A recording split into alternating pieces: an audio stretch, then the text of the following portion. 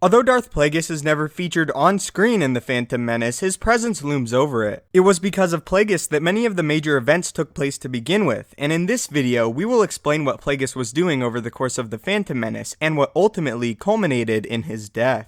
To begin though, we have to look at the time that precedes The Phantom Menace. Plagueis familiarized himself with many individuals that would become key players in the rise of the Empire. On the planet of Sereno, Plagueis not only met with Jedi Master Sifo-Dyas, but Master Dooku, as well as his apprentice Qui-Gon Jinn. The hidden purpose of this meeting was to plant a seed of doubt in the minds of the Jedi, and inform them of a war that was on the horizon. Plagueis also began pulling the strings that would result in Palpatine, secretly his Sith apprentice, becoming a senator, ordering an assassination on another senator that would allow Palpatine to take his place. Plagueis himself endured a vicious assassination attempt that left him scarred and terrified. Because of this, he became paranoid, frightful of any danger looming around any corner. As a result of this, Plagueis removed himself momentarily from the plan of the Sith, leaving its rise in the hands of his apprentice, a mistake he would later pay the price for. Plagueis, however, did not waste this time. He began studying the dark side, examining it from a scientific viewpoint, finding huge fascination in particular with the midichlorians, seeing them as a possible way to achieve immortality. To say that the Force works in mysterious ways is to admit one's ignorance, for any mystery can be solved through the application of knowledge and unrelenting effort. As we had our way with the Senate, and as we will soon have our way with the Republic and the Jedi, we will have our way with the Force. At first, Sidious found himself displeased with his master, as he saw he had lost sight of their ultimate goals in the moments leading up to their triumph. He was, however, silenced when he saw the results of Plagueis' studies. Sidious witnessed with his own eyes Plagueis kill the Sith Venomous, then through the power of the dark side bring him back. Plagueis proved this was no fluke by repeatedly bringing him back, forcing darkness and life within the Sith. However, each death and rebirth took a toll, and eventually the very body of Venomous gave out, and Plagueis silenced him for a final time. Plagueis and Sidious then began prolonged meditation, forcing the darkness throughout the galaxy. This would be the event that would cloud the vision of the Jedi. In fact, the Sith were even able to tip the balance of the Force, causing an obscure amount of the dark side to loom strong.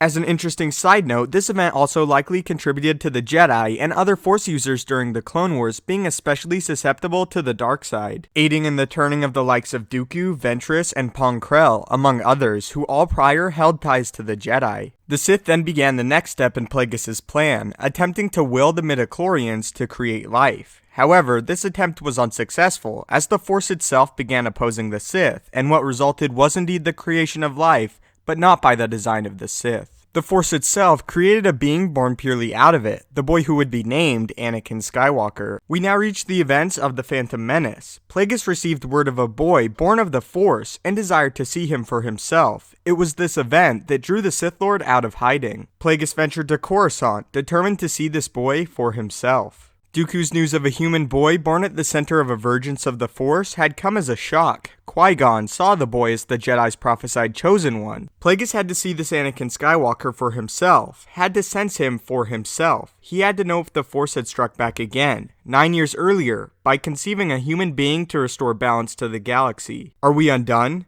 Have you undone us? Upon seeing Qui-Gon and the boy stop short of the boarding ramp to Queen Amidala's royal ship, Plagueis stretched out with the Force and fell victim to an assault of perplexing images. Ferocious battles in deep space, the clashing of lightsabers, partitions of radiant light, a black-helmeted cyborg rising from a table, trying desperately to make some sense of the images granted by the Force. He stood motionless. He fought to repress the truth. The boy would change the course of history. The boy's actions already echo across the stars. Plagueis became enraged, and again fearful, as he believed he was ultimately responsible for what could be the demise of the Sith. Plagueis only narrowly missed Anakin on Coruscant, as he departed with the Jedi back to Naboo. Plagueis then ordered his apprentice to deal with the Jedi, as if the boy was trained as one, it would mean nearly certain destruction for the Sith Order. Palpatine, however, was moments away from becoming Chancellor, and his absence would be noted. Instead, he ordered his apprentice Maul to deal with the Jedi, which would result in the Battle of Naboo between Maul, the Jedi Master Qui-Gon Jinn, and Padawan Obi-Wan Kenobi.